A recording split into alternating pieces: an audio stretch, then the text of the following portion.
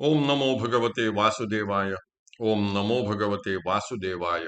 ओम नमो भगवते वासुदेवाय। ओम ज्ञानाय नमः।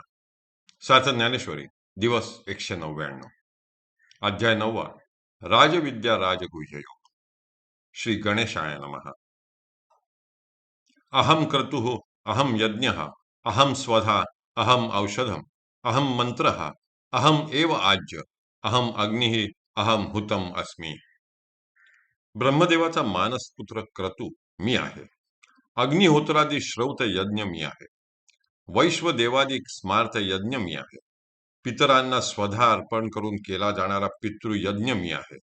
वनस्पती अन्न व औषध मी आहे। मंत्र मी आहे। होमद्रव्य आज्य म्हणजे तूप मी आहे। अग्नी मी आहे आणि हवन कर्म वा आहुतीही मीच आहे।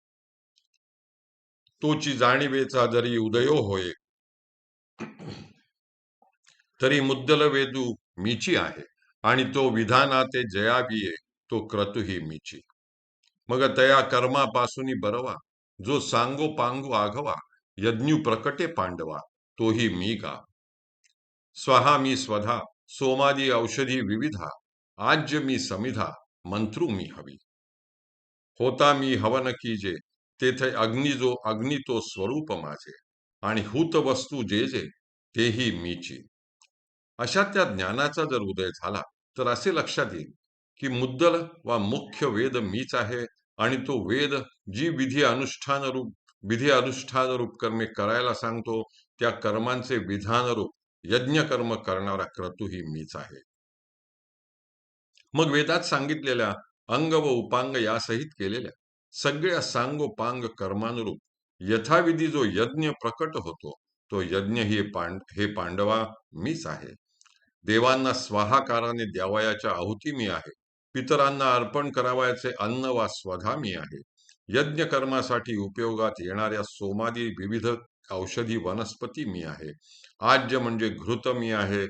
समिधा मी आहे। यज्ञात उच्चारावयाचे मंत्र मी आहे आणि यज्ञात हवन करावयाचे द्रव्य देखील मीच आहे।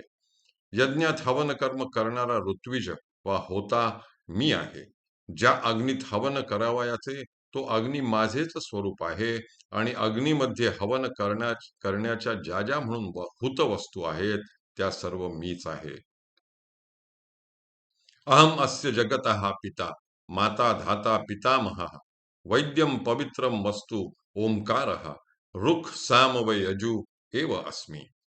या जगाचा पिता, या जगाची माता, या जगाला धारण करणारा व समस्त प्राण्यांना कर्मफल देणारा ब्रह्मदेव वा पितामह, जाणण्याला योग्य व जगताला पावन करणारा पवित्र ओंकार वा प्रणव आणि ऋग्वेद, सामवेद व यजुर्वेद देखील मीच आहे।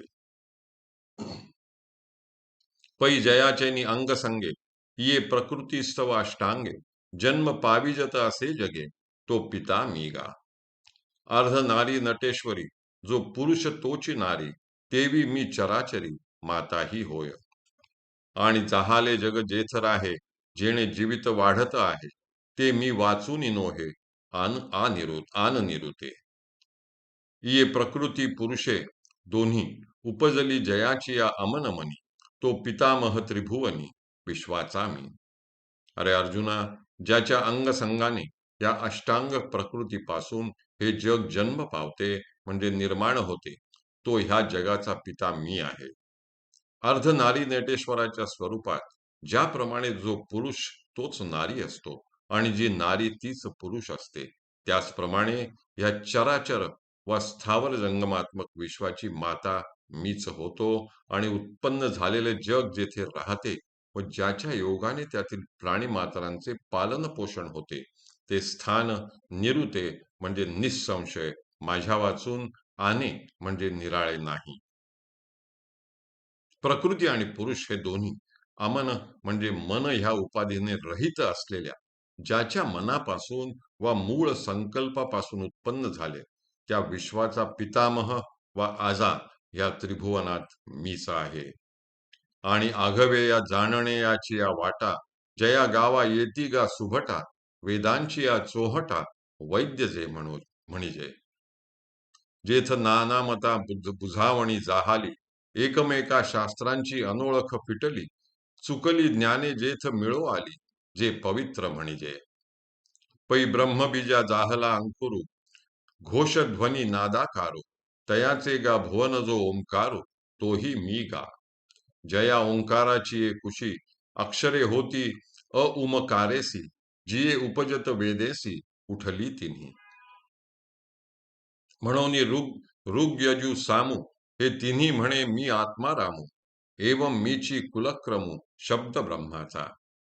आणि हे सुभटा, जाणणे याची या, म्हणजे जाणून घेण्यास योग्य अशा ज्ञानाच्या सर्व वाटा ज्या गावाला जाऊन मिळतात व वेदांच्या चव्हाट्यावर ज्याला वेद्य म्हणजे समजून घेण्याची मुख्य गोष्ट म्हणतात, जेथे परमात्म स्वरूपाविषयी अनेक शास्त्रकारांची नाना मते समोरासमोर आली असता त्यांचा परमात्म स्वरूपाविषयी असलेला मतभेद नाहीसा होतो.